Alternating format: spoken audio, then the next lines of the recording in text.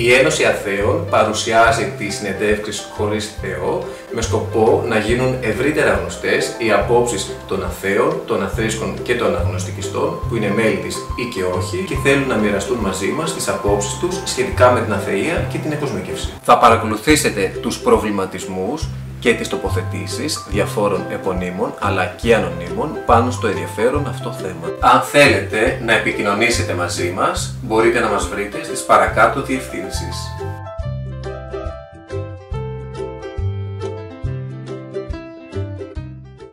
Σήμερα βρισκόμαστε φιλοξενούμενοι στο σπίτι της κυρίας Καλής Καλό, της σπουδαίας ηθοποιού του ελληνικού θεάτρου και του κινηματογράφου. Όχι κινηματογράφου, όχι. Έχετε κάνει δύο όμως ταινίες. Δύο. Είναι τιμή μας να βρισκόμαστε στο σπίτι σας. Ευχαριστούμε πάρα πολύ που μας υποδεχτήκατε. Θα κάνουμε μια συζήτηση σχετική με την αθεία και τα υπέρ και τα κατά. Θέλω να ξεκινήσουμε από την παιδική σας ηλικία, να μου μιλήσετε ποια ήταν η σχέση σας με τα θεία, με την επίσημη θρησκεία του κράτους. Λοιπόν, θα στα πω, Σταύρο μου, ένα-ένα. Ναι. Γεννήθηκα από δύο μεγαλοαστικές οικογένειες, καλά ή κακά. Η νταντά μου με πήγαινε στην εκκλησία κάθε Κυριακή, ξέρω εγώ, για να μεταλάβω, δεν θυμάμαι. Και επειδή μου άρεσε αυτό που μου δίνει η Θεία Κοινωνία, πώς το λένε, ξανά πιανα ουρά και πήγαινα από τελευταία, πήγαινα πρώτη για ο παπάς που με ήξερε βέβαια από μωρό εκεί πέρα, μου λέει «Μπέμπα, φύγε από εδώ, δεν θα ξανάρθει στην ουρά». Όσο για τους παπάδες, είχε την ατυχία ένας παπάς, ο οποίος επρόκειτο να με παντρεύσει και όταν πήγα με έστειλαν τα πεθερικά να εξομολογηθώ τάχα, τι να πω, 15 χρονών κοριτσάκι τώρα, τι να πω. Και η πεθερά μου ήθελε σώνει και καλά να εξομολογηθεί. Και πάω και μου λέει «Αχ, τι ωραίο στιθάκι που έχει παιδί μου, τι λεμονάκια ωραία». Ναι. Και άπλωσε το πουλό του, του δώσα μία και αυτή ήταν η σχέση μου. Μα είναι δυνατόν να πιστεύουν οι άνθρωποι ότι είναι δυνατόν να πας σε έναν παπά, να του πεις τα μυστικά σου και να σου δώσει συγχώρεση ή κάνει τόσες μετάνοιες. Αυτά τι μπουρδες είναι αυτά. Αυτά είναι μπουρδες, αγάπη μου. Ακριβώς. Είναι μπουρδες. Συγγνώμη αν κάνω χαλάστρα στην εκκλησία, αλλά είναι αλήθεια. Δεν μπορεί να είναι δυνατόν να πας που πάνε πολύ αφελείς, λέει να εξομολογηθούν και δίνουν ας πούμε και ένα τάλιρο εξαιωτή στον παπά. Επιπληρωμή δηλαδή θα πάρουν συγχώρεση. Αυτά είναι του Λούθυρου, τα συγχωροχάτια. Ναι. Τώρα άκουσε να δεις. Εσείς λέτε ανήκετε σε μια μερίδα, ομάδα, πώς να το πω, οργάνωση. Όχι, μια ομάδα ανθρώπων που δεν έχουμε θρησκευτικές ιδεολειψίες. Τι δεν πιστεύετε? Σε ανώτερες δυνάμεις. Πιστεύω στον εαυτό. Σε αυτό που λέμε θεά, θεός, θεές. Μπράβο. Λοιπόν, εφόσον το ονομάζεις, ναι, αυτομάτως το προσωποποιείς. Πρόσεξε, διότι εδώ είναι η μπλόφα. Λοιπόν, όταν λες δεν πιστεύω στο Θεό, στη θεά, τα λοιπά, προσδιορίζεις όμως κάτι. Λες δεν πιστεύω στο μανάβι, δεν πιστεύω στην Έφη, δεν πιστεύω στο Σταύρο, δεν πιστεύω στο σούπερ μάρκετ. Ναι.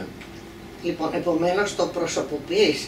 Δεν είναι αντικείμενο, δεν είναι ουσιαστικό, δεν είναι όνομα, τι είναι? Μια ιδέα. Μια ιδέα. Αλλά μπορούμε να πούμε πιστεύω στην επιστήμη, στην έρευνα. Ναι, άλλο αυτό. Αλλά γιατί σχέση. συγκεκριμένα ας πούμε σε αυτό που λέγεται Θεός. Τι θα πιστέψω εγώ, τι Θεό, ποιο Θεό? Είναι ένα πρόσωπο, ένα αυτό, είναι αυτό. Την Παναγία και τον Χριστό, ναι, πιστεύω το χριστιανισμό απόλυτα. Γιατί ήταν ο πρώτος κομμουνιστής. Και λουρί έβγαλε μες στο ναό και χτύπησε, δηλαδή ήταν ανθρώπινος. Ήταν ανθρώπινος. Ήταν πραγματικά άνθρωπος. Άνθρωπος και φιλάνθρωπος και μέγας κομμουνιστής. Και βγάλει τα ρούχα στα μισά, δώστα στον άλλον γι' αυτό. Θέλω να σας ρωτήσω σχετικά με το διαχωρισμό κράτους-εκκλησίας και την εκοσμίκευση του κράτους. Ναι. Είστε υπέρ εσείς αυτού? Η Εκκλησία θέλει να παίξει ρόλο και παίζει ρόλο στην πολιτική του τόπου. Αυτός είναι ο προορισμός τους. Παγιάνθρωποι είναι και αυτοί. Ψεύτικοι είναι. Επαγγελματίες είναι, αγάπη μου. Όχι, όχι οι παπάδες, όχι οι εκκλησίες με τα φλουριά, με τα τέτοια. Όχι. Μία φορά μίλησα με αυτόν που λες εσύ Θεό, που λέτε. Δεν λέμε εμείς. Εμείς λέμε δεν υπάρχει. Ναι, λες ότι δεν υπάρχει. Και επειδή και εγώ πιστεύω ότι δεν υπάρχει, όταν έχασα αυτό το παλικάρι που βλέπεις εκεί, το γιο σας, 27χρονο παιδί, σε 12 ώρες μέσα, αποσηπτικό σοκ των νεφρών. Λοιπόν, όταν το έχασα, στα 9 μέρα σηκώθηκα, έφυγα, πήρα ένα χάρτη, έκλεισα τα μάτια μου και έβαλα το δάχτυλο στα νησιά και βρήκα ένα έρημο νησί που δεν υπήρχε σχεδόν στο χάρτη.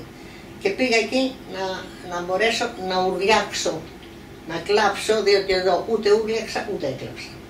9 μέρες. Λοιπόν, και πάω εκεί και βρίσκω, εκεί είναι γεμάτο ξοκλήσια, τα νησιά που έχουν. Και ανοίγω ένα ξοκλήσι και κάθομαι χάμω στο πλακάκι και τότε λέω, εσύ, αν είσαι άντρας, κατέβα κάτω. Κατέβα κάτω να μου εξηγήσεις γιατί. Όχι γιατί σε μένα, δεν το είπα ποτέ αυτό, γιατί χιλιάδες μανάδες πενθούν αυτή τη στιγμή που μιλάμε. Όχι. Αλλά γιατί το έκανες αυτό. Εξήγησέ μου, εσύ που λες ότι είσαι μέγας, εγώ σου λέω μέγα παλιάνθρωπο και δεν φοράς βρακιά, δεν είσαι άντρας, κατέβα κάτω να τα πω. Τις ρίζες που μας έχουν φυτέψει, δεν μπορείς να τις ξεριζώσεις. Ιδιαίτερα από τον απλό λαό, όλους τους λαούς του κόσμου, που έχουν ανάγκη να γαντζωθούν από κάπου. Για τις αμαρτίες του, για τα καλά του, για τα κακά του, για τον πόνο του, για τη φτώχεια του, για όλα να κρέμεται από κάπου. Λοιπόν, θρησκεία τι θα πει για μένα. Να έχεις τη συνείδησή σου ισχύ, να βοηθάς τον συνάνθρωπό σου με ό,τι μπορείς. Να είσαι άνθρωπος σωστός και από εκεί και πέρα δεν υπάρχει λόγος να βάζεις στάμπες.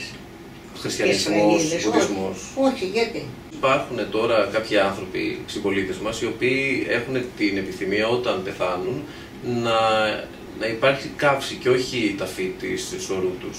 Και η Εκκλησία το απαγορεύει φυσικά. Όχι, και μέχρι σήμερα δεν έχει επιτραπεί. Εγώ θέλω, έχω πει στο Χάραλντ να με κάψουν. Ναι, αλλά πρέπει να πάτε σε άλλη χώρα, στη Βουλγαρία ας πούμε. Να με πάει στη Βιέννη.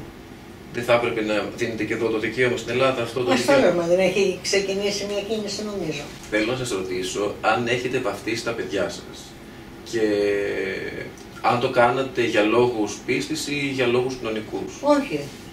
Όχι, γιατί έτσι έπρεπε. Δεν το σκέφτηκα. Θρησκευτικά ότι πρέπει. Πως συνήθεια που λέμε. Ναι. Τα ήθη και τα έθιμα που λέμε. Κατάλαβες. Αυτό. Το βιβλίο σας πώς λέγεται? Αυτοβιογραφία μιας θεατρίνας. Όσα δεν πήρε ο άνεμος από την Καλή Καλό. Και το άλλο το βιβλιαράκι που είναι εξίσου πάρα πολύ καλό. Η Αθήνα του τότε, του τώρα, του κάποτε. Ευχαριστούμε πάρα πολύ για την πολύ ενδιαφέρουσα συνέντευξη. Αγάπη μου, εγώ σας ευχαριστώ, γιατί μου δόθηκε ευκαιρία να πω κάποιες απόψεις, ας πούμε κουτές, καλές, έξυπνες, δεν ξέρω. Οι δικές σας. Πάντως δικές μου απόψεις.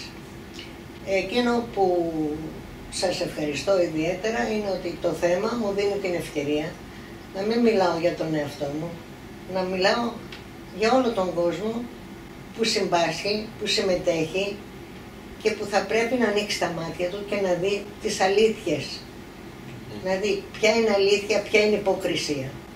Λοιπόν, για μένα οι εκκλησίες και οι παπάδες είναι υποκρισία, τίποτα άλλο.